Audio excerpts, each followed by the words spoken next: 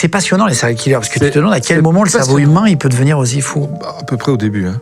En fait, lui, il devient, en tout cas, il percute, il bascule quand sa mère meurt. Il a 39 ans, sa mère meurt en 45, et là, il bascule complètement.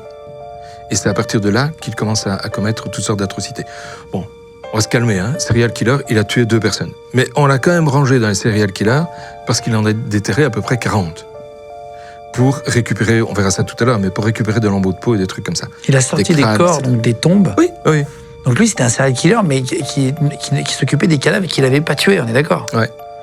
T'as le shérif qui rentre chez lui, enfin au bureau au commissariat, avec notre bonhomme, Ed Gein, ouais. Ed, et il laisse 2 policiers qui, eux, vont faire le tour de la maison.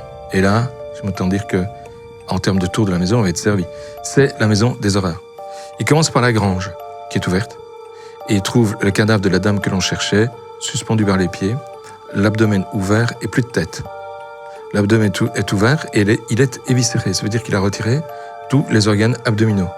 Le foie, les reins, la rate, les intestins, l'estomac, tout ça, le duodénum. Allez, hop là, dehors. Il a pris tout ça, il les a tapés chez lui sous l'évier, et la tête de la femme l'a coupée juste à côté. Voilà. Donc quand ils arrivent, ils voient ça. Pour des policiers qui sont dans un petit village, qui n'ont jamais eu un meurtre de leur vie dans leur carrière, je m'entends dire que ces images, même de toute façon chez tout le monde, hein, ça reste très gravé, mais pour eux c'est encore pire que pour n'importe qui d'autre.